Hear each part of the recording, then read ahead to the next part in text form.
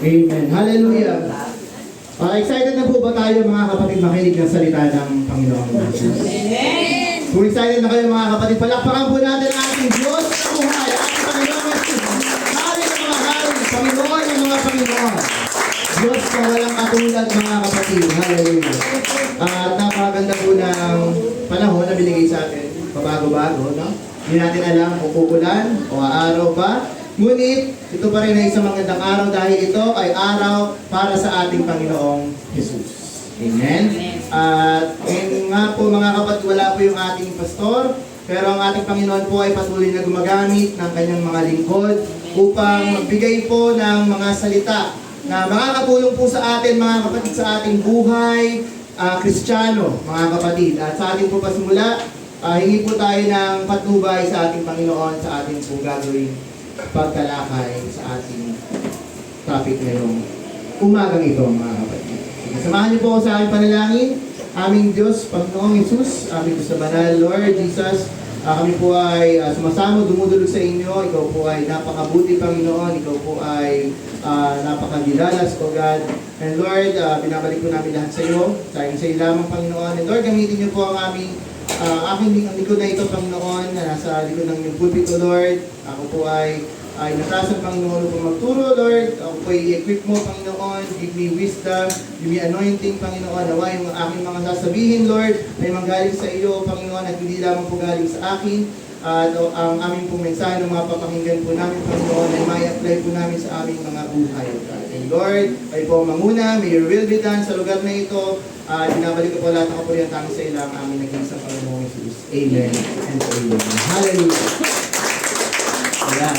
So yung topic po natin, since trending, yung gera, no? Siguro kung nanonood kayo balita sa TikTok, wala lang siguro nanonood ng balita sa TV, no? Madalas sa internet na tayo. So, matunog po na matunog yung gera sa, sino po yung magalaban? Israel, tsaka sino po? Iran. Ayan. So marami rin po ang mga natatakot na, start na ng World War III. Diba? Kasi nasa Bible po yan, na darating po ang mga gera, ang mga kalamidad, ang mga taggutom. Pero mga kapatid, tayo po ay mga Kristiyano. Tayo po ay iba.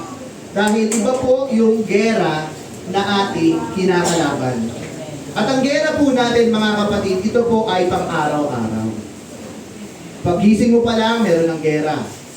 Diba? Hanggang sa pagtulog mo, bago ka matulog, meron pa rin labanan na nagaganap spiritually mga kapatid. Dahil si Satan, yung ating kalaban, hindi po siya nagpapahinga.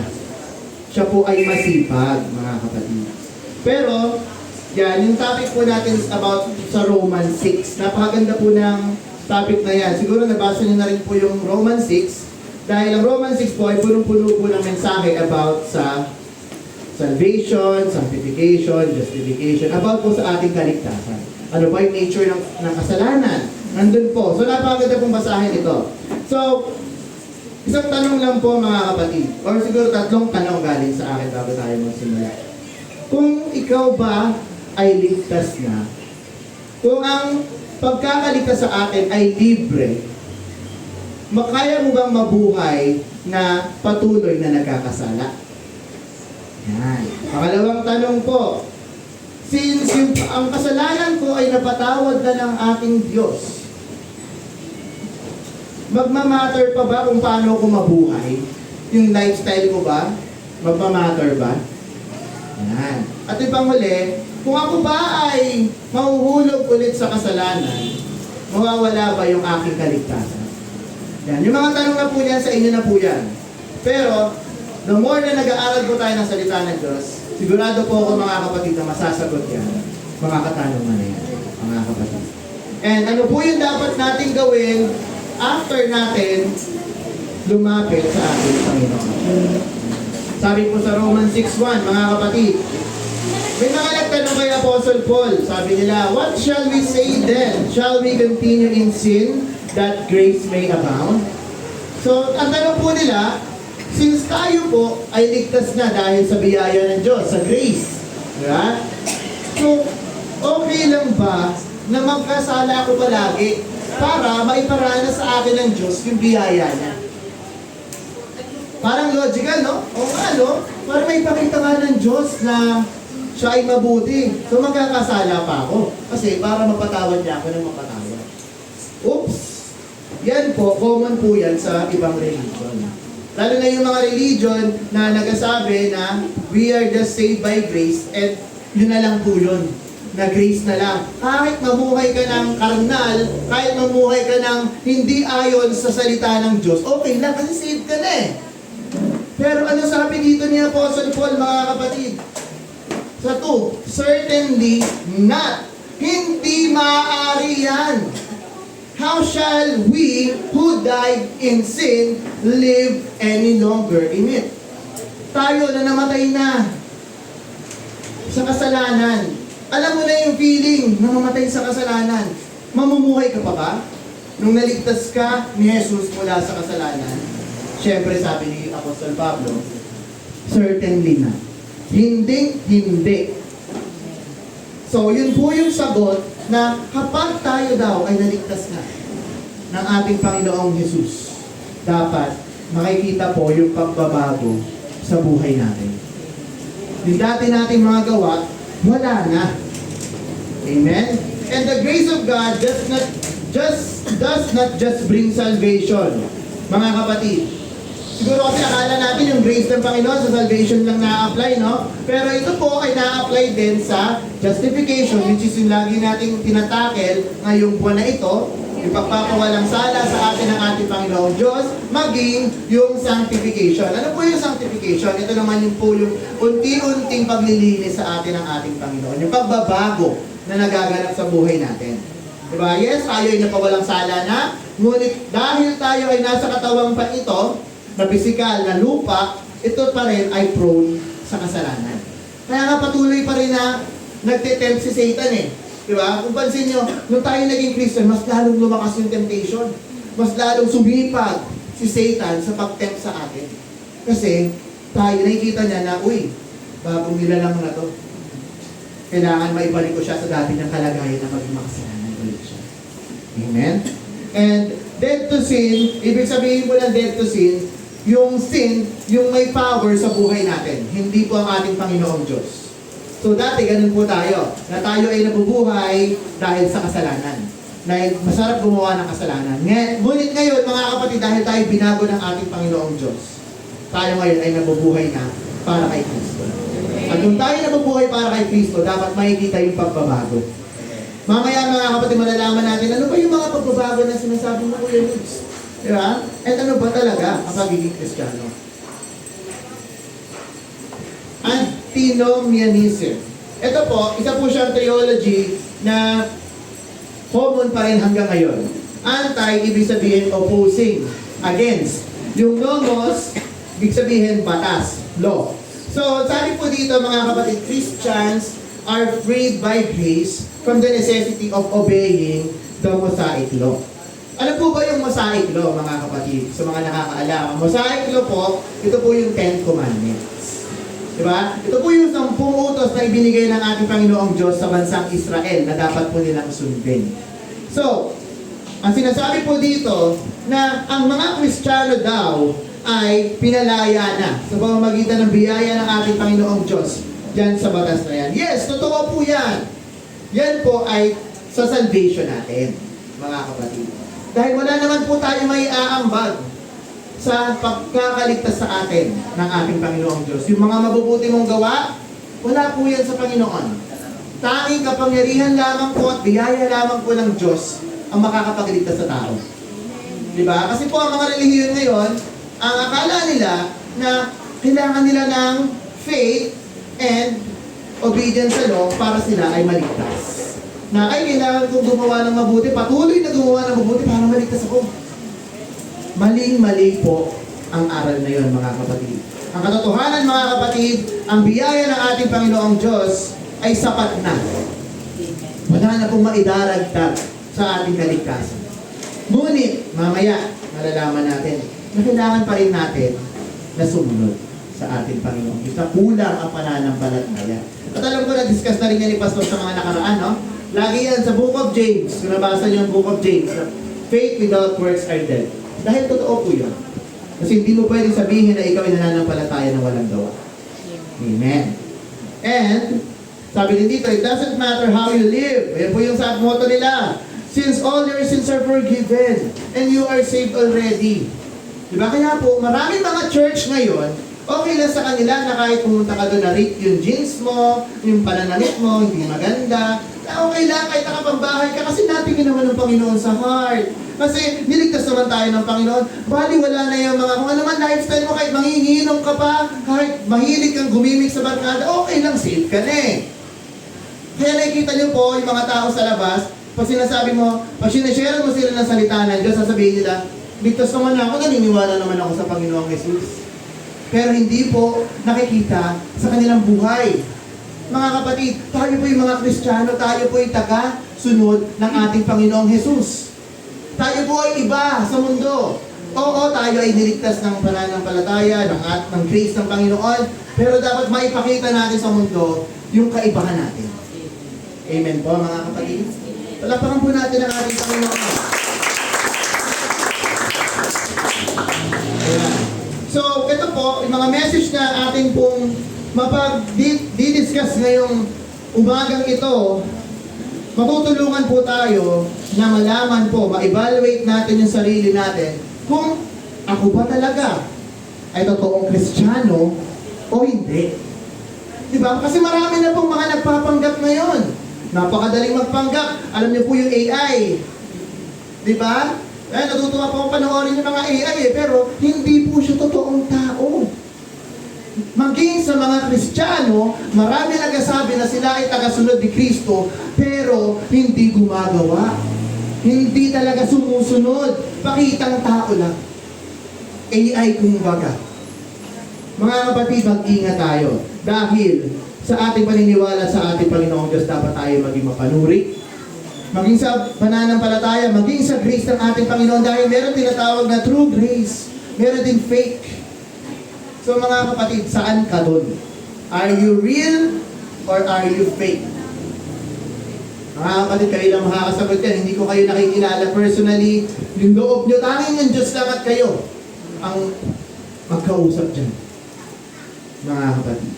Basahin natin 1 Corinthians 6, 9-11. Sabi dito, do you not know that the unrighteous will not inherit the kingdom of God?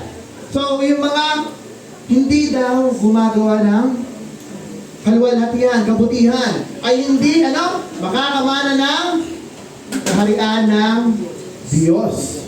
Do not be deceived. Huwag kayong paraya. Neither fornicators. Ano ba yung mga fornicators? Ito po yung mga single na nakikiapit sa kapwa single. Mga hindi pa kasal.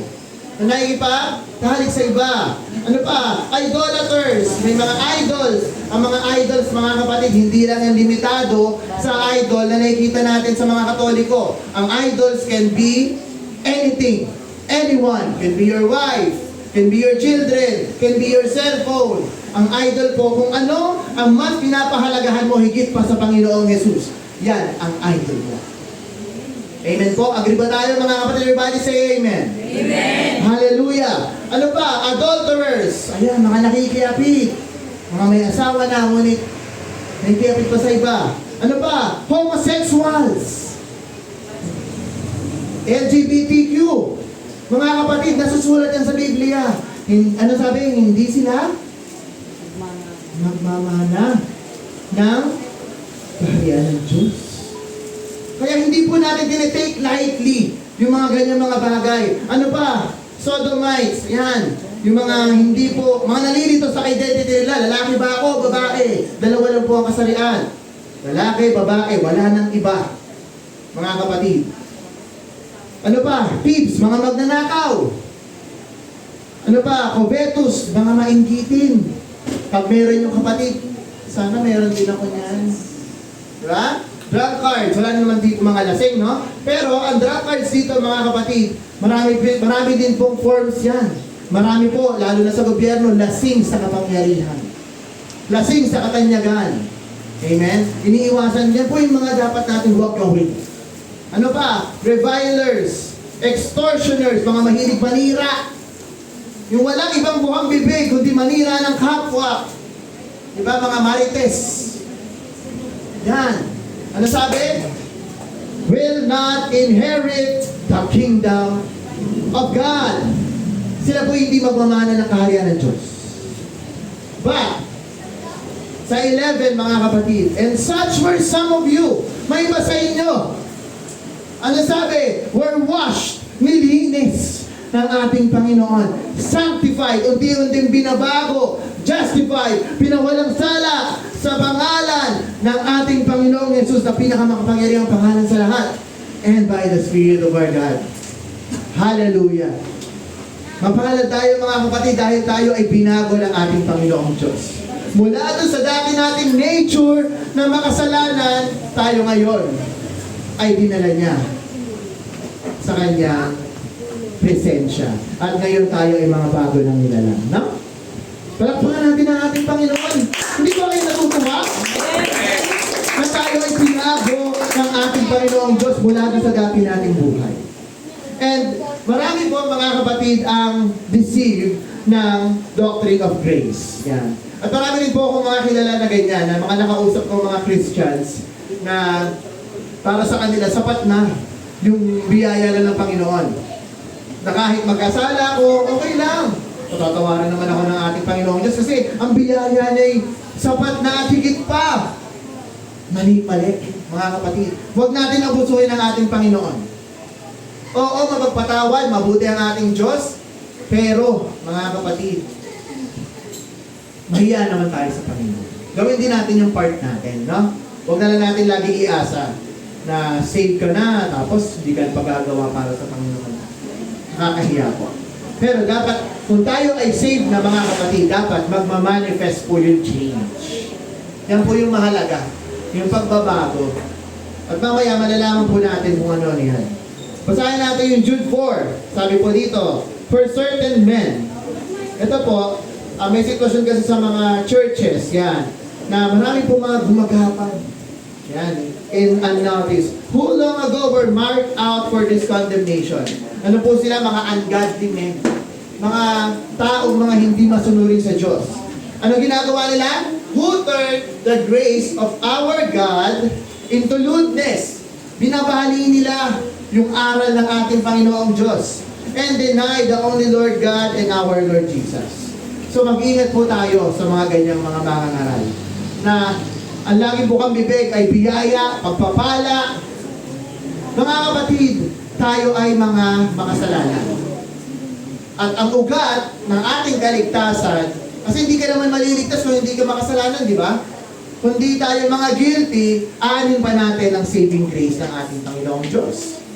Pero dahil tayo ay makasalanan, mga kapatid, tayo ay binigyan ng ating Panginoon ng kanyang awa, na tayo ay ituring niyang kanyang mga anak, na tawagin natin siyang Ama. Amen? Napakabuti po ng ating Panginoong Diyos. Tayo, we do not deserve this. Tayo ay mga Gentiles lamang, mga kapatid. Salvation is just for the Israelites originally. Pero, ang mga Israelites, mga pasaway. Ayaw nila sumunod sa Panginoon. So, ano ginawa ng Diyos?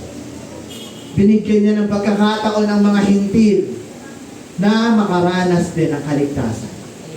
Napakapalad mo. Napakapalad ko. Dahil hindi naman talaga ako kabilang doon sa kawan, pero tayo'y inampun ng ating Panginoong Diyos. Diba? Kung tutuusin, ang sarap-sarap nga mamuhay ng ano lang no? Hindi ka Christian. Kasi Sunday, gigising ka ng 10 o'clock. Wala kang intindihin eh.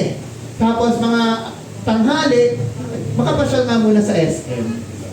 Tapos mga pag-uwi mo, parang ang sarap muna maglaro ng ML. O kaya Roblox. Ganon, yun yung mga style ng mga tao, lifestyle.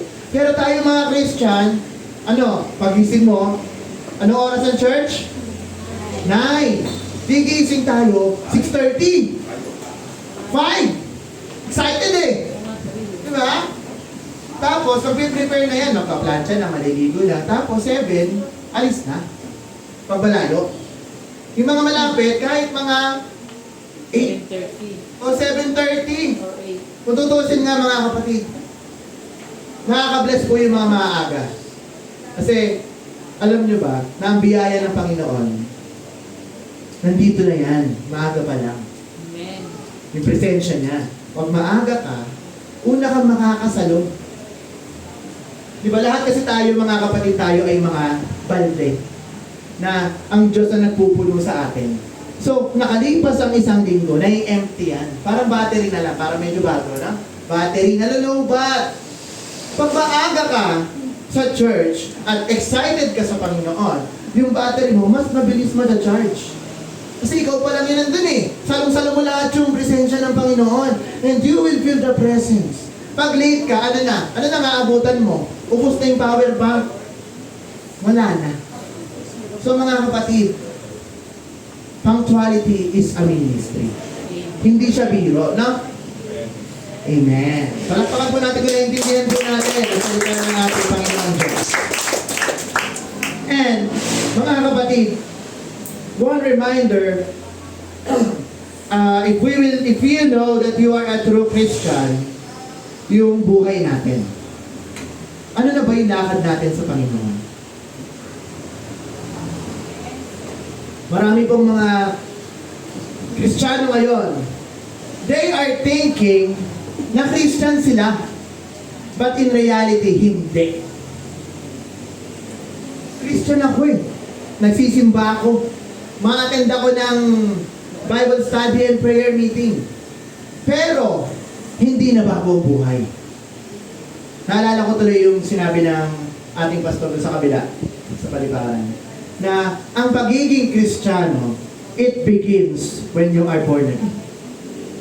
And being born again, ibig sabihin, yung luma mong pagkatao, yung dating ikaw, wala na. Napalitan ka na ng bago. Parang si Ninang Weng, ang dating si Rowena, patay na. At ang bagong Rowena ang nabubuhay. So, since bago na si Rowena, yung dati niyang gawa, limot ka na yun. So marami po mga Kristiyano, they just profess, Christian ako, but they are still their old self. Hindi na born again. Amen. Huwag po natin lokohin yung mga sarili natin na, yes, born again ako, pero hindi ka naglilingkod sa Panginoon Diyos. Ang buhay mo, hindi pa rin nabago. Patuloy ka pa rin sa paggawa ng masama. At hindi mo kinauuhawan ang ating Panginoong Diyos. Mas kinauuhawan mo pa ang bagay ng mundo. You are not a Christian. Mga kapatid, that's reality. You are just fake. Kung mas mahalaga sa iyo ang mundo, you are not a Christian. Simply by the meaning itself, Christian is a follower of Jesus. If you follow Jesus, you do what He commands. You obey. Diba? Simpleng time, simpleng pagpunta, hindi ma-obey. Amen? Amen po? And hindi po natin pwedeng sabihin na si Jesus lang ay parang isang ticket, passport natin papunta sa langit, mga kapatid. Ang ating Panginoong Jesus ay ang ating master. Kasi marami po ngayon, ang tingin ng mga Kristiyano, si Jesus, tagapagligtas lang. Nasapat na, Lord, okay lang, nananampalataya ako sa iyo. Mga kapatid, maging si Satanas, nagtitiwala sa Panginoon, nanginginig pa nga eh. Masabuti pa nga si Satanas eh. Kaysa sa ibang tao, ang mga tao hindi naniniwala sa Panginoong Jesus. Siya naniniwala siya, pero wala siyang pagsunod. Yun ang kaibahan natin mga Kristiyano. Na tayo, since we are saved by grace, at wala tayo naiambag doon, but we are being sanctified and justified, we have faith and obey Jesus. Amen. So, balik tayo. Intro pa lang yun, no? Ang haba. Kuya Miss, ang haba naman ang intro mo. Ayan. So, ito po yung pinakabuod ng Romans 6. Diyan po natin makikita yung mga kahalagahan. Siguro po, I can recommend na if you have your time, devotion time nyo, Bible reading time nyo, browse nyo yan. Basahin natin sa puso natin, mga kapatid. So, Sa chapter 1 to 3, ang dinidiscuss dito is about sa kasalanan. What's wrong with this world? Ano ba ang kalagayan ng mundong ito? What is the problem of the world? Na ang mundo ay bihag ng kasalanan. We are slaves to sin. We are dead to sin. Amen? Ang nature natin ay to sin. So, we can say the righteousness is needed. Kailangan po natin ng kaluwalhatian ng ating Panginoon Diyos. Next, dahil alam na natin na makasalanan tayo, the next step na ginawa ng Panginoon upang tayo i-approach is salvation, mga kapatid. Yung kaligtasan. Na nasa chapters 3 to 5. How can we be righteous? At nandyan po yung justification na atin pong diniscuss. This whole month, na yung righteousness ay being imputed. Ito po ay binigay sa atin ng ating Panginoong Diyos. Itinanim. Diba? Para tayong mga sanga na ikinabit sa main na puno. We are being grafted into the body of Christ, mga kapatid. And since grafted na tayo, we are part of the body of Christ by His righteousness. Next stage natin dito sa Romans 6, yung sanctification. Yung sanctification po yung unti-unti natin pagiging holy, pagiging banal, pagsasaging banal ng ating buhay. And where do we get the power to live righteously? Sa ating Panginoong Diyos pa rin. It is still by the grace of God. Amen? Kung saan nanggagaling yan. Next, sovereignty. Dito na po natin makikita yung paghahari ng Diyos sa ating buhay na God is in control sa buhay natin. Na hindi na ako ang nabubuhay, but Christ lives in me. Dapat ganyan na po yung motto natin. It is not I, but Christ who lives in me. Amen. Na hindi na ako, hindi na si Rito. Si Jesus na to. Siya na ang nabubuhay sa akin. And I am reflecting what Jesus did to my life. Dapat ganun po tayo mga Kristiyano.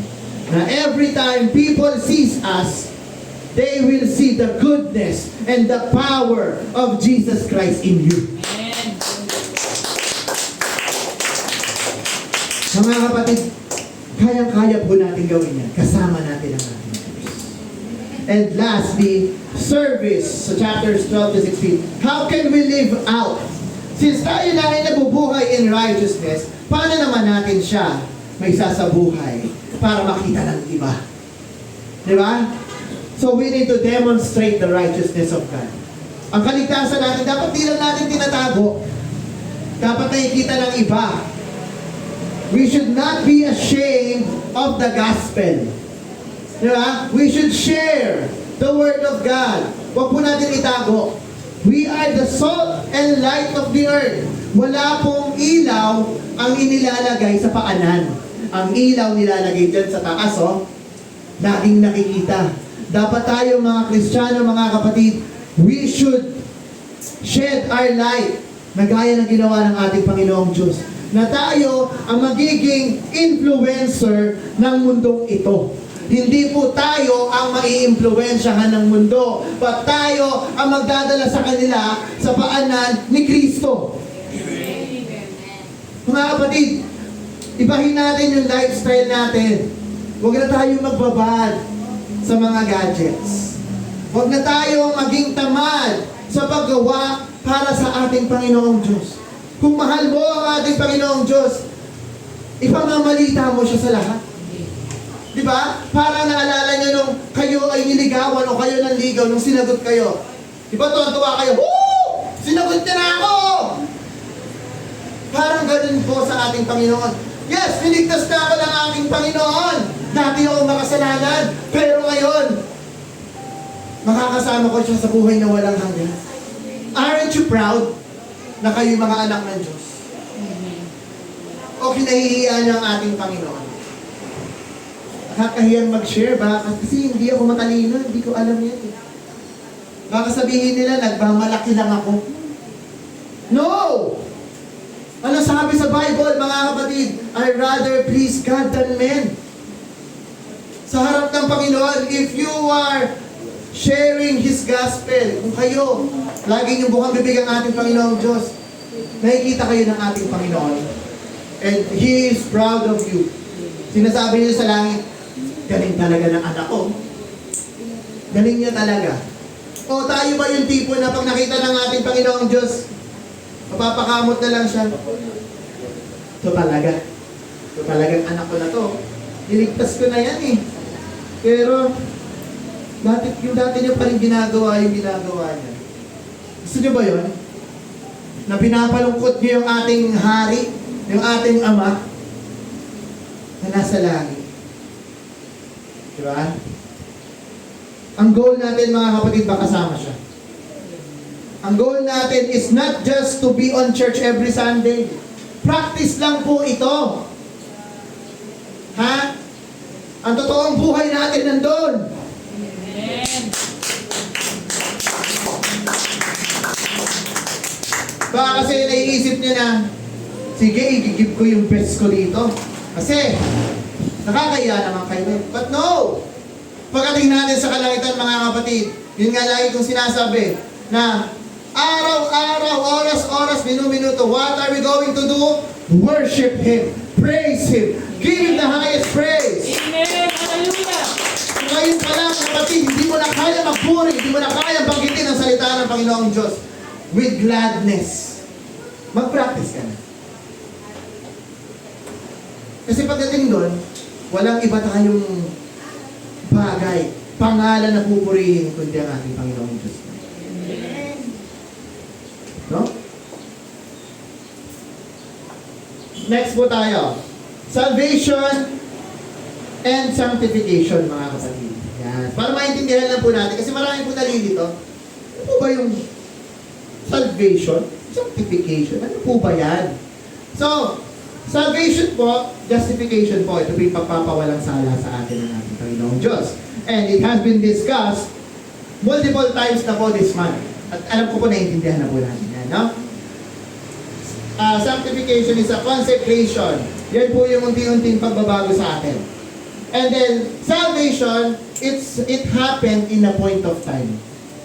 Ito yung tinanggap mo ang ating Panginoong Jesus as your Savior.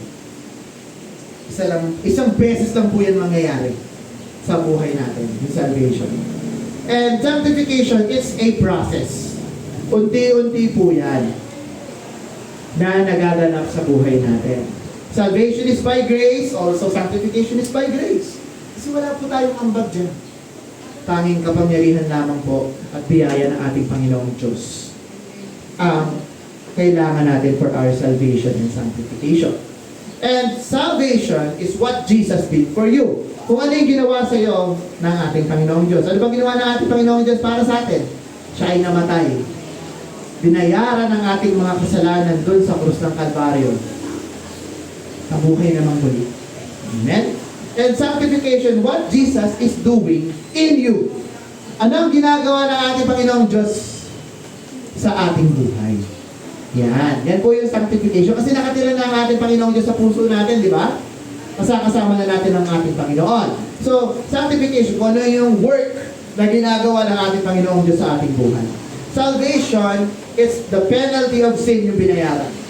So, sanctification, yung kapangyarihan ng kasalanan na laging tumitempt sa atin, yan po yung binabago ng ating Diyos. Kasi tayo, bayad na to. Bayad na yung kasalanan natin.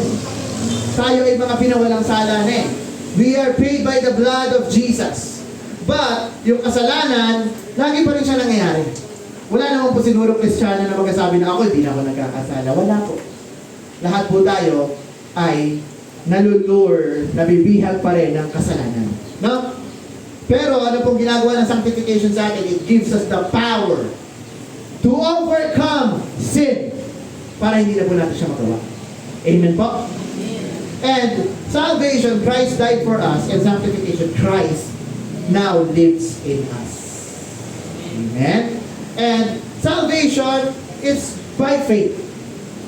E lahat naman po tayo agree. And sanctification, ito na. It's still by faith, but with obedience. Kasi tayo pong mga anak ng Diyos, tayo po ay inuutusan ng ating Panginoong Diyos sa sumunod sa Kanya. At bilang mga mabubuting anak, dahil mahal po natin ang ating Panginoong Diyos, tayo po ay sumusunod. Amen. Hindi po dahil sumusunod tayo dahil gusto nating maligtas. Mali po yun. Ikaw ay ligtas na. At dahil ikaw ay ligtas na at nasa iyo na ang ating Panginoong Jesus, ikaw ay gumagawa ng mabuti, sumusunod na sa ating Panginoon dahil sa pagmamahal mo sa Kanya. Palakpakan po natin ang ating Panginoon. Napakasarap po na mahalin at sumunod sa ating Panginoon. Sabi nga po ni James, diba? Pakita mo sa akin yung faith mo. At ako ipapakita ko sa iyo ang faith ko by my works. Kasi tama po yun, mga kapatid, na maipapakita natin yung pananampalataya natin sa pamamagitan ng ating paggawa. Hindi lang sa salita. Diba? Kasi sa salita, napakadali lang pong sabihin yan na, yes, Jesus, I trust you, I have faith in you. Pero pagdating ng Monday, balik sa dating gawa. Balik sa dating pagkatao. Niloloko na lang sa sarili, mga kapatid. And reading the word within, ito po yung dapat natin malaman sa ating laban. 1. Know your new life, yung ating bagong buhay. Since tayo po ay tinransform na ng Panginoon from old to new. And 2. Know your freedom. Tayo po ay mga slaves ng kasalanan, but we are now free. Tinalaya po tayo that chains has been broken by Jesus. And we are free with Him. And 3, live out your new life. Isa buhay mo. Yung bagong buhay na meron ka. Amen. Excited na ba kayo? And dapat po mga kapatid, tayo ay merong right mindset. Dahil hindi po natin kayang baguhin yung sarili natin if we are not thinking right. Diba? So, right thinking points to right behavior. Ayan po, yung mga verses na yan sa Romans 6 po yan. Kung napapansin nyo, naka-highlight to, naka-bold yung no. Kasi, nais po sa ating ipaalam ng ating Panginoong Diyos na we should know. Dapat mong malaman. Yan. Do you not know? Di nyo ba alam? Knowing all self was crucified. Yan, no? Knowing that Jesus Christ rose again. Do you not know? So lagi, dahil mo paalala ni Apostle Paul sa atin na dapat nating malaman na hindi po lang tayo mga bulag na nananampalataya sa ating Diyos. Alamin din natin. Hindi lang sunod ka ng sunod. Ay kasi inuutos ni Pastor. Alamin mo kung bakit ka sumusunod. At malalaman mo yan between you and Jesus. Kasi kayo lang naman talaga ni Jesus ang nag-uusap.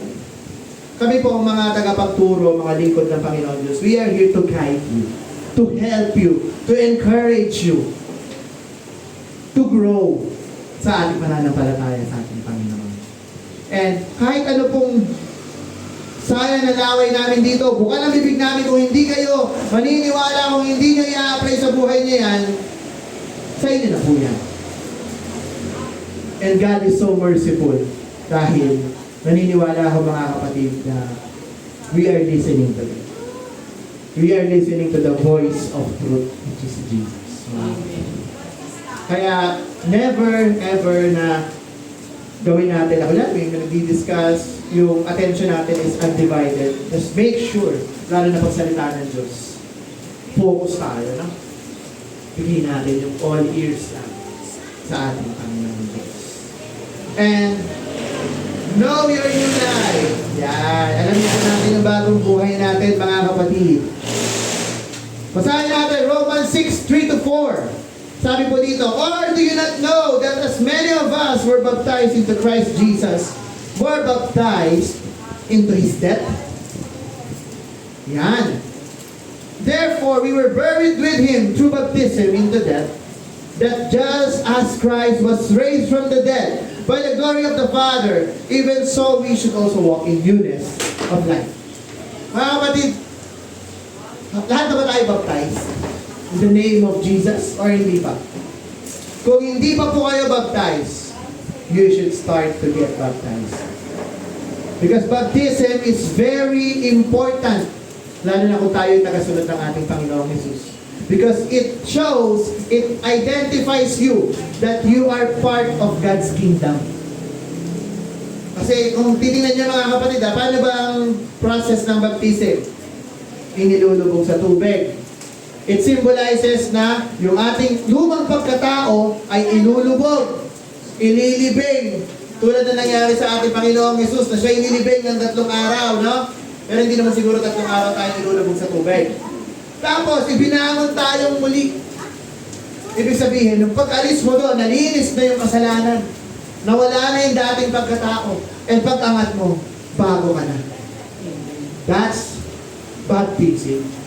Yung iba po kasi parang baptism, ay, ano lang yan, ritual. Kailangan ko magpabaptize. Kasi pag hindi daw ako napapaptize, bakit hindi daw ako maligtas? No! Baptism has a deeper meaning. Yun yung pagiging isa natin sa ating Panginoong Diyos. Na we are crucified with Christ, we are dead with Christ, we are raised to dead with Christ. Mga kapatid, lahat po ng ginagawa natin para sa Panginoon, napakalalim po ng kahalagahan. Diba? So dapat we know, diba? Sabi nga, know your new life. Dapat alam. Iba ang may alam. Diba? Sabi nga ni Kuya King, no? Iba ang may alam. Dapat bilang mga Kristiyano, we know what we're doing. Diba? We are aware. So, baptism, it means immerse. Yan, immersion sa ating Panginoong Jesus. Amen? Napakabuti po ng ating Diyos, no? And sa 2 Corinthians 5:17, ano sabi dito? Therefore, if anyone is in Christ, he is, ano daw, new? Sabay na ako, creation. Sabay ka? Creation.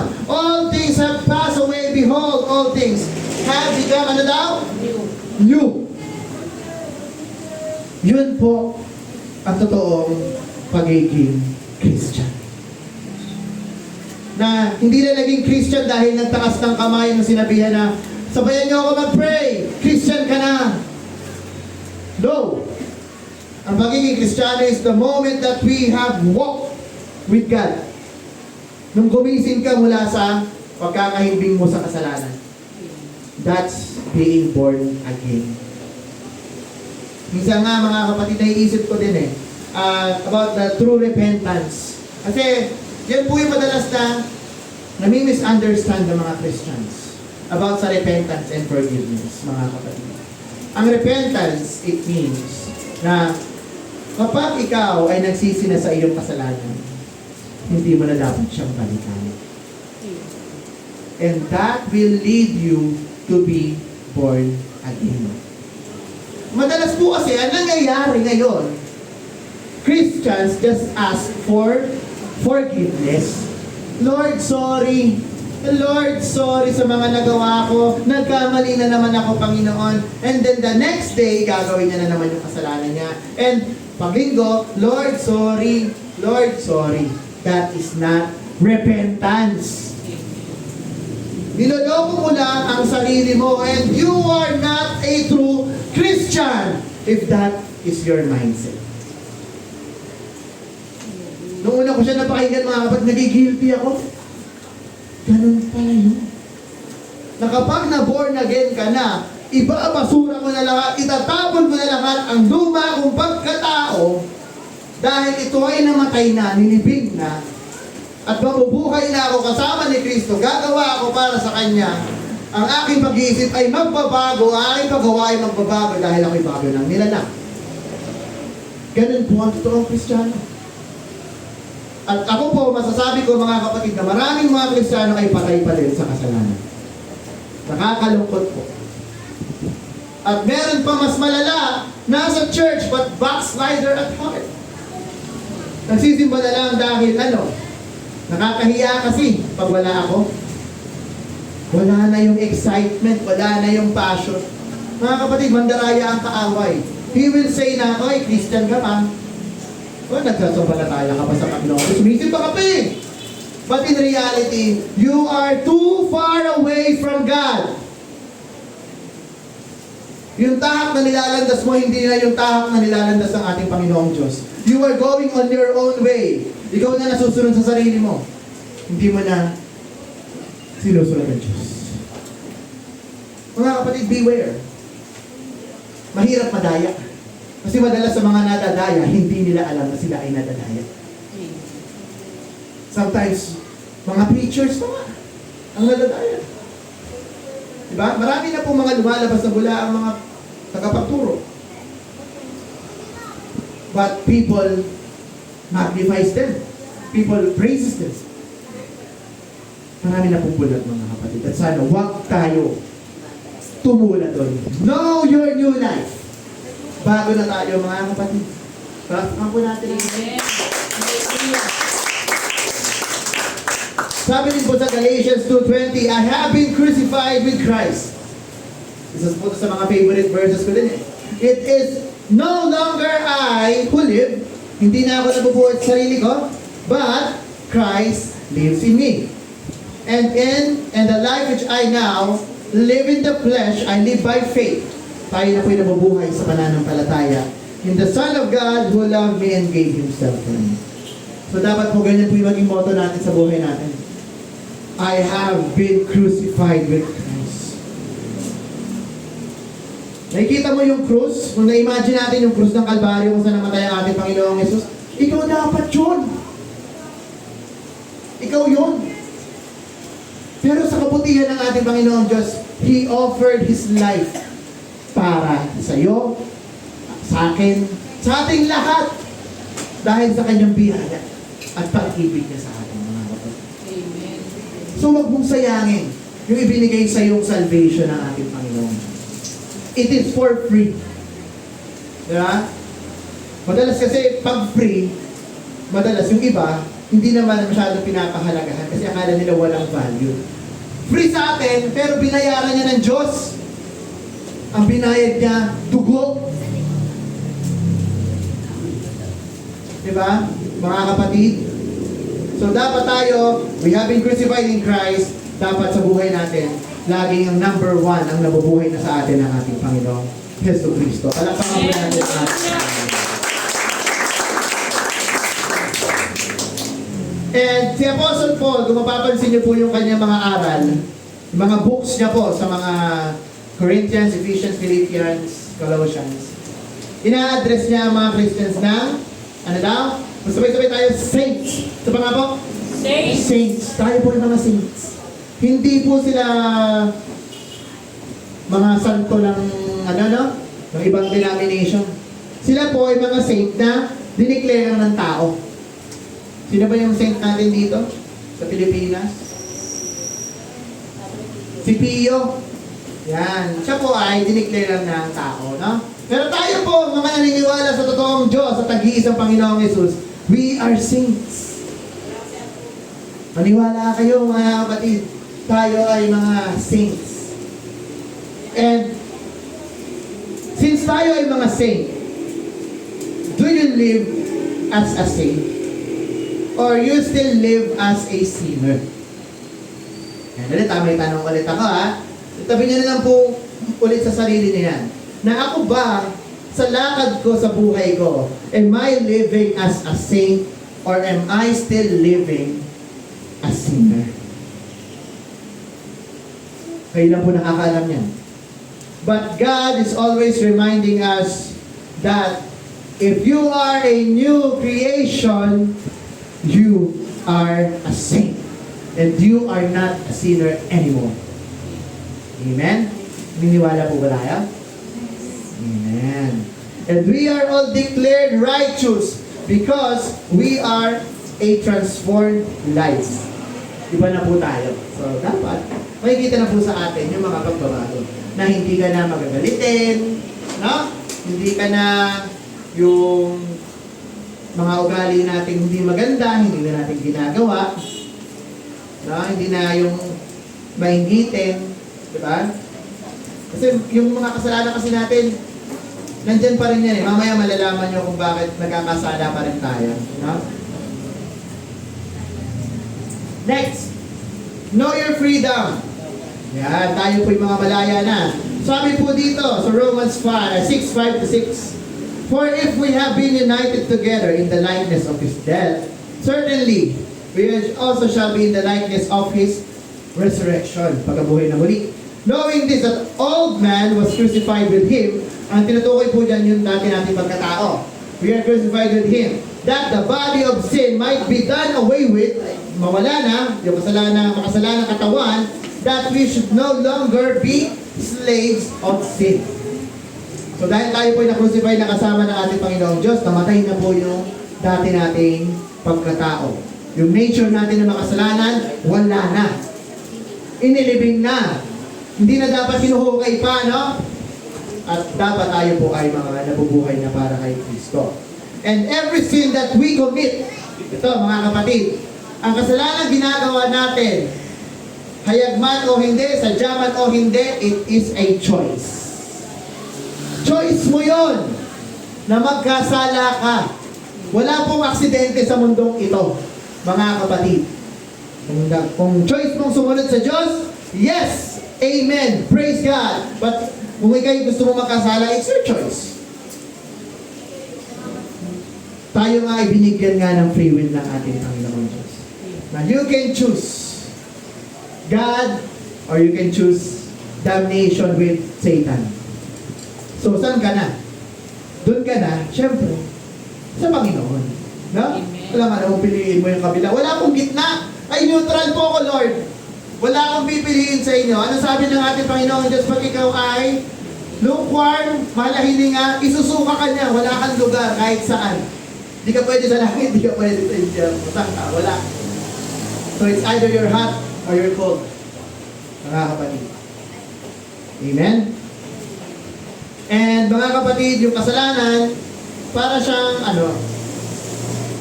maliit na butas sa damit. Na kunyari nabutasan ka ng pin. Tapos, lagi mo na siyang napapansin. Siyempre, kukut-kutin mo at kukut-kutin mo, di ba? Ano nangyayari kapag kinukut-kut mo yung butas? Lumalaki. Hanggang sa matastas na. Nakakakut-kut, no? Ganyan po ang kasalanan. Pumapasok po sa buhay natin yan, isang maliit lang na tusok. Chuk! Tapos ikaw, pag naakit ka na sa kasalanan, lagi mo na siya, una titingnan mo muna eh. Ibutas. Teka lang, ano yung mangyayari pag lumaki to? Parang ganun din ha, mga tama sa curious tayo lagi eh. Totoo di ba? Ano mangyayari? Wala, nasikita na. Hindi mo na kontento. Pinastas na. Okay na, sirang-sira na. Okay na. Wala na. Isang ganun tayo mga tao. Sa kasalanan mga kapatid. If we nurture sin, una, makapagsisi ka pa eh. The Lord, sorry. Pero the more we do, commit the sin, it becomes a habit. Na makakasanayan mo na siya. And once it becomes a habit, magiging pangangailangan mo na siya. Na parang kulang yung araw ko pag di ako nakapagsinungaling. Ganun po ang kasalanan. It begins with just a simple sin. And then it becomes a habit.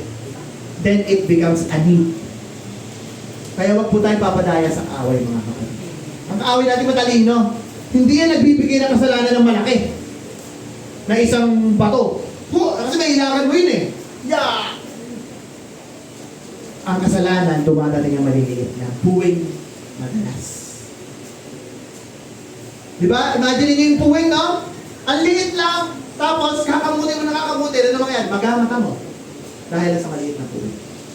Pero paano po natin matatanggal ang puwing? Linisin ng tubig. Huwag natin palakihin. Ganyan po ang paglilinis ng Diyos sa atin. Na po tayo nagkasala, suko agad natin sa ating Panginoon. At tayo lilinisin ang kanyang banal na presensya. Amen? Sabi din po sa Romans 6:7-9, for he who has died has been freed from sin. Yan, no? Nilalaya na daw tayo sa kasalanan. Now, if we die with Christ, so tayo namatay kasama ng ating Panginoong Jesus, we believe that we shall also live with Him.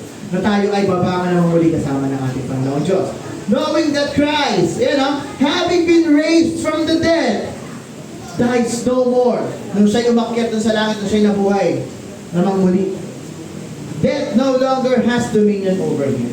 So, yun po yung pinangahawakan natin bilang mga Kristiyano, na balang araw, tayo din mga kapatid, lilipad sa kalangitan, patungo sa ating Panginoon. Sasalubungin natin siya. Excited na ba kayo? Parang hindi pa kayo excited. Amen. Mga kapatid, lagi ko nga binibiro yung mga ahente ko sa trabaho. Ito, hala, pag-world war na. Pag nag-world war, maraming, alam nyo na, mawawala. Kasi isang pindot na lang po sa nuclear, isang missile lang po, burado ang Pilipinas. Wala ka naman time para umiyak Kasi pag bagsak po nun, vaporize tayo lahat dito. Tinatanong ko sila, handa na ba kayo sa pagbabalik ng ating Panginoon? Hindi po sila makasagot. Same question that I asked to you mga kapatid, handa na ba kayo? If ever, nasalubungin ng ating Panginoong Diyos, which is your Creator and God. Sa inyo na po yun mga kapatid. Pero as early as now, we should dedicate our lives para sa Panginoon. And we should always be watchful because the time is near. The time is near. Maiksi na lang po ang panahon. Instead na we spend time sa mga walang kwentang bagay, spend time with the Lord. We'll never know. Mali mo bukas, mga susunod na araw. May nabasa pa po ko yung mga dilubyo na parating, marami pa. Lindol na hindi pa nararanasan ng mga tao.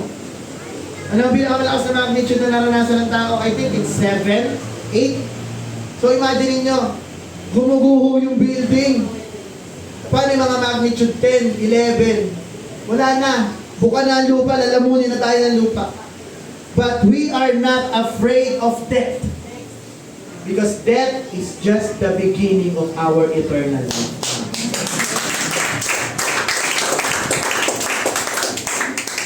Diba sabi nga dito, death has no dominion over him. Mangyayari din sa atin yan mga kapatid. Once we die, and in the end time, na ang Panginoong Diyos ay bumalik na with His second coming, tayo po ay sasalubong sa atin. With open arms. Lord, ito ako. Accept me. Ha? Huwag sana tayo yung sisigaw sa gates ng langit na, Panginoon, Panginoon, nagpalayas ako ng mga masamang spirito. Panginoon, Panginoon, naglingkod ako under your name. Panginoon, Panginoon, I've healed the sick under your name. Ano sabi ng Panginoon sa kanila? Lumayo kayo pagkat hindi ko kayo nakikilala. Bakit? Because they are the fake Christians. They just profess, they just serve the Lord, but they did not commit their lives to Jesus. Yun po yung sinasabi ko kanina. Na maraming Kristiyano, they say that they are Christians. Kasama pa nga. But, mahigpit po ang langit. Ayaw po ng langit ng may bahid ng dungis. And it is written na tayo ay bride ni Jesus. The church is the bride, and the bride should be pure. Ayaw niya ng mga maling motibo. Ayaw niya ng mga maling pag-iisip. Ayaw niya ng may mga galit sa kapwa. Ayaw niya ng may inggit. Gusto niya na ipapakita natin yung pag-ibig natin sa kapwa dahil inibig na natin. Amen? Palakpakan po natin ang ating Panginoon. And last natin, number 3, is to live out your new life. But before that, may isang example lang ako mga kapatid. Sa Netherlands, meron po silang tinatawag na Duke doon. Siya po si Reginald III. Tawag po sa kanya si The Fat. Hindi na nagawa yung picture Ang hirap maghanap ng royal blood na mataba, no? Kasi madalas sa kanila, pinapainting sila na matipulo sila Di ba? So ito po, si Reginald III, Duke siya. So yung Duke, mataas po yung katungkulan. Siguro we can say na para siya governor. Yan. Tapos meron siyang younger na kapatid. Tapos itong younger na kapatid niya, nag-declare siya ng kudeta. Na ibabagsak kasi masyado naman nahuhumaling to si Reginald sa luho. Matakaw kasi siya. Kaya siya tumataba. So, ang ginawa nito, ng nakababata niyang kapatid, gumawa siya ng kulungan sa kapatid niya. Pero, yung mga tao sabi, uy, bakit mo naman kinulong si Duke? Sabi niya, hindi ko siya kinulong. Ang ginawa niyang kwarto, mga kapatid, yung pinto, kasya lang sa normal na tao. Siguro sa mga kasimpayat ni Owa. Talaga si Owa, no? At tapos, bintana, ganun din. Kasi laki lang nakasya lang yung mga maliliit na tao. Tapos, ang ginagawa niya dito sa Duke, nandun na siya sa room na yon. Binibigyan niya lagi ng masasarap na pagkain. Kain ka pa. O sinasabi niya lagi sa mga tao, alagaan ko naman yung aking kapatid ah. So lumipas po yung 10 taon, nandun lang yung Duke. Kain lang siya ng kain. Kasi hindi siya makalabas eh. Kasi ang laki niya, pag gumano siya sa pinto, wala. Hindi ka siya sa bintana, hindi rin siya pasok. So, 10 years siyang nandun. Dahil sa kanyang sarili rin kagagawan. Kasi he has a choice. Not to eat at mag-reduce para pagpayat niya, nakalabas siya. But he chose to eat. He chose na mag-indulge sa kanyang pleasure. Ganun po ang kasalanan. Mga kapatid. Minsan nakakulong lang po tayo sa isang bukas na lugar na you are free to go out. Pero, dahil mahal na mahal natin ang kasalanan, mas gusto nating manatili na lang sa buhay kasalanan. Hindi na tayo nagpa-fasting. We do not pray. We do not want to reduce. We just want to fill our appetites. Ha? Yung masunod yung mga luho natin. Na ako gusto ko mamasyal lagi. Ako gusto ko ganito. Gusto ko ganito. But hindi natin alam, we are prisoners of ourselves. Evaluate yung sarili mo. Am I still a prisoner of myself? Ako rin ba ang pumipigil sa aking sarili para makamtan ko ng maigi ang aking Panginoon? Na kaya ko naman sanang lumabas eh. Pero ayoko. Kasi masarap dito. Masarap mabuhay sa mundo. May internet. Magpa-browse na lang ako kaysa mag-church. Maglalaro na lang ako kaysa makinig. Huwag sana po mangyari sa akin. Hindi naman kayo kinukulong ni Satan eh. Open na open eh. Tayo lang talaga ang may problema. And we should know ourselves, di ba? Know your new life. Baliktad kaya. Ito na, live out your new life. Isa buhay natin yung ating bagong buhay. So Romans 6:10-12. For the death that he died to sin once and for all. But the life that he lives to God. Dapat ang buhay po natin para na sa Diyos. Nabubuhay na tayo para sa Diyos. Likewise, you also reckon yourselves to be dead indeed to sin, but alive to God in Christ, Jesus our Lord. Ang buhay natin, dapat para sa Panginoon Diyos. Therefore, do not let sin reign in your mortal body, that you should obey it in its lust. So yung lust, napakatindi pong kasalanan yan after ng pride. Kasi pride po ang pinaka-main na kasalanan ng tao eh, na hindi po tayo sumusunod. Next is lust. Kasi dyan po pumapasok yung temptation ni Satan.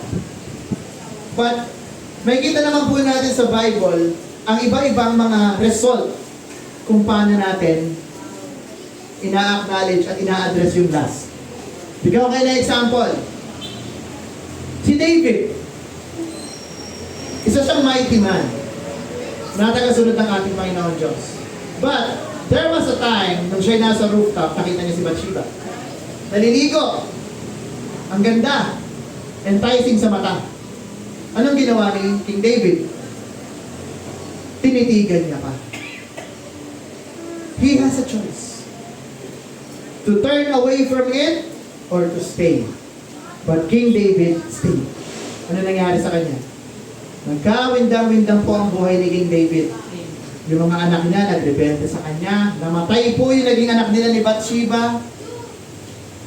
At hindi rin po siya binigyan ng pagkakataon ng ating Panginoong Diyos to build the temple for Him. Ay, yung idea po ng templo para sa Panginoong Diyos ay kay David. Pero ano sabi ng Diyos? Your blood or your hands are full of blood. And may mga pagkakasala po si David na talagang matindi. Although God is a forgiving God, pero He knows kung sino yung mga karapat natin. At yung temple, si Solomon po naka-build nun. Amen? Another man of God, si Joseph.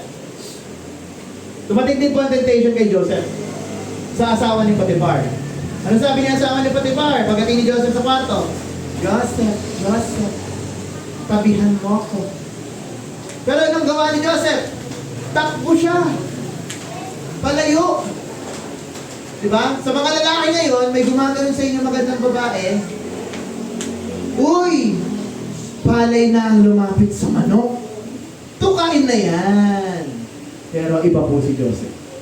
Kahit siya po ay anak ng Diyos. Alam niya kung ano tama't mali. Na alam niya itong si asawa ni Potiphar ay may asawang tao. He doesn't want to commit adultery. Amen? So nilayuan niya. Resist.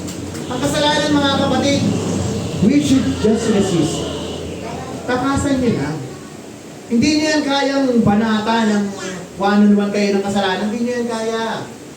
Ay, sabihin mo, may temptation dyan sa harapan. Kunyari, may nakita kang, di ba mga medyo madali lang? Wallet, tapos ano yung 1K? Ganon. Nakalabas. Mahuhulog na. Iniisip ko, kukunin ko na lang kasi mahuhulog. Pero, sabi na nagtatali yung pag-iisip mo, kukunin ko ba? Hindi. Kukunin ko ba? Hindi. Hindi. Diba? Nandun po yung labanan na kapag tayo po ay mga bagong creation, mga bagong buhay na natin sa Panginoon, lagi niyo mapapansin, bago kayo makakomit ng kasalanan, may labanan. Di ba? Lagi may labanan na gawin ko. Lagi kayo may, yun po ang pangungusap ng Diyos sa atin. Na lagi na tayo nire-remind na, anak, mali yan, anak, mali yan. Pero, dahil mahina po ang laman natin, we still fall into temptation. So, dapat, hihingi po tayo ng strength sa ating Panginoon Diyos. How to resist the devil. Na? Amen. Palakpakan po natin ang Diyos. Sabi po na 13 and 14, and do not present your members as instruments of unrighteousness to sinners.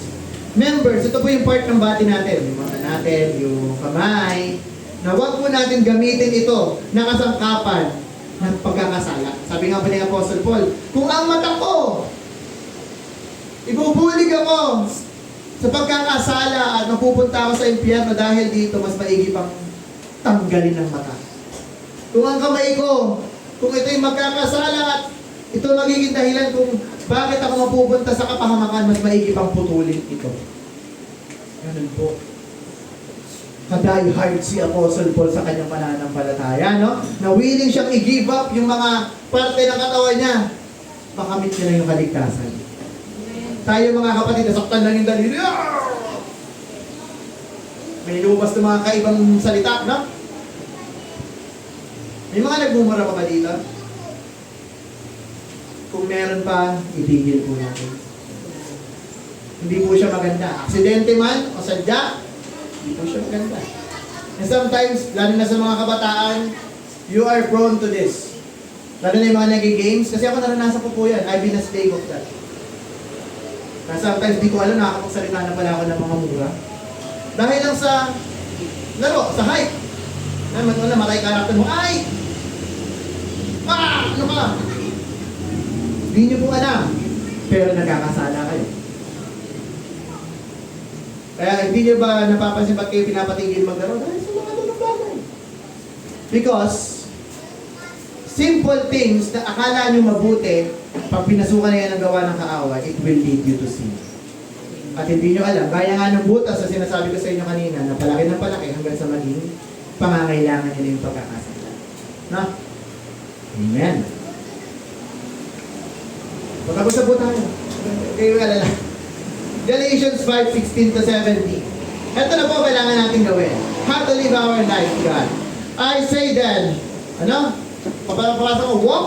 Paulit nga po, walk in the Spirit. Yan. And you shall not fulfill the lust of the flesh. So, walking in the Spirit lang pala, kailangan natin gawin. Mga kapatid, sabi sa 17, for the flesh lusts against the Spirit, and the Spirit against the flesh. And these are contrary to one another, that you not do the things that you wish. So, there is a war. May gera po tayong kinakalaban sa sarili natin. Dahil ang laman po natin, ang physical po natin katawan, it loves to sin. Dahil nature po natin ang magkasala. But, yung ating bagong pagkatao, ang love po nito ang ating Panginoong Diyos. And it loves to do things for God. For the goodness of God, mga kapatid. Bigyan ko kayo ng example kung paano natin mapapaigi yung ating lakad kasama ang ating Panginoong Jesus. Sa ibang bansa po, legal po yung dog fighting. Dito bawal na yan, no? Yung pagsasabog ng mga aso. Sa ibang bansa, legal pa po yun. So, sa bunganan po ng mga aso, lagi pong dalawa naglalaban dyan. Imagine nyo, may black and white na aso. Yung black, ito po yung luma nating pagkatao. Yung white, yung bago. So, lagi po yung naglalaban sa ring. Yung luma natin at yung bago nating pagkatao. Paano natin matatalo yung luma nating pagkatao, mga kapatid? Madali lang po yan. Para din po yung mga hayop. Yung black dog, huwag mo siyang pakakainin. Gutumin mo siya. Ang lagi mong bibigyan ng pagkain, yung puti. Diba? Para pag naglaban sila, mahina na yung itim. Para din po yan sa buhay pananampalataya natin. Lagi nating i-feed yung bago nating buhay. Ano ba ang pagkain natin ngayon? Since tayo mga Christian na, Word of God. Diba? Nasabi nga po sa Bible that man shall not live by bread alone, but by every word that proceeded from the mouth of God. So dapat po lagi daw tayo nagbabasa ng Word of God. Lagi rin dapat tayo nakikinig ng salita ng Diyos. Tapos, lagi po natin iiwasan yung mga bagay na tinatangkilik natin dati. Like for example, sa mga lalaki, common po ito, na yung mga addiction sa games, sa porn, di ba? Sa sex. Uso po yan. At hindi lang po sa lalaki, kahit sa babae, mga kapatid. Sa mga homosexuals, ganun din po. So, kung ganun po yung dati nating nature, iwasan na po natin yan. Gutumin natin yan. Patayin natin unti-unti yan. At lagi po natin palalakasin ang bago nating pagkatao. Kasi yan po dapat ang lagi natin binubuhay. Yung new life natin sa ating Panginoon. Conclusion, have you experienced your new life within Christ? Na-experience na ba natin? O hindi pa? Kung hindi pa, mga kapatid, now it's the time. If you're already experiencing it, continue. Mga kapatid. And have you experienced your freedom? Yung freedom natin from sin. Mga kapatid, we are justified by God, we are sanctified in the process. Tayo malaya na sa kasalanan, mga kapatid. Look at your life. Evaluate. Kung walang changes na nangyayari sa buhay mo, all you have is religion and not a relationship with Jesus. Religion na yan. When you say you have faith, pakita mo siya by your works. Mga kapatid, we need real relationship with Jesus. A new life with Him. Tayo mga kapatid, ay din-transform niya na. Mula sa luma, ginawang bagong tao. Na ayon sa pagkakahubog ng Diyos. ang ating Panginoong Diyos ang Father. Yung dati nating pagkatao, para tayong mga palayok na pinasag niya. At ginawan tayo ng bagong palayok. Ayon sa pagkakahubo. Mga kapatid, humble yourself. Admit na tayo'y makasalanan. Admit na lagi tayo may pagkukulang sa ating Diyos. Come to Him without any reservation sa sarili mo na lalapit lang ako sa Panginoon kasi may kailangan ako. Lalapit lang ako kay Jesus kasi may sakit ako eh. Lalapit ako sa Panginoon kasi may kailangan ko ng financial support. Kailangan ko ng tulong. Lalapit ako sa Panginoong Diyos kasi ganito. Mga kapatid, lumapit tayo sa ating Panginoong Diyos dahil kailangan natin siya at dahil mahal natin ang ating Panginoong Diyos. Mga kapatid, tayo tumayo. Let us surrender our lives to Him.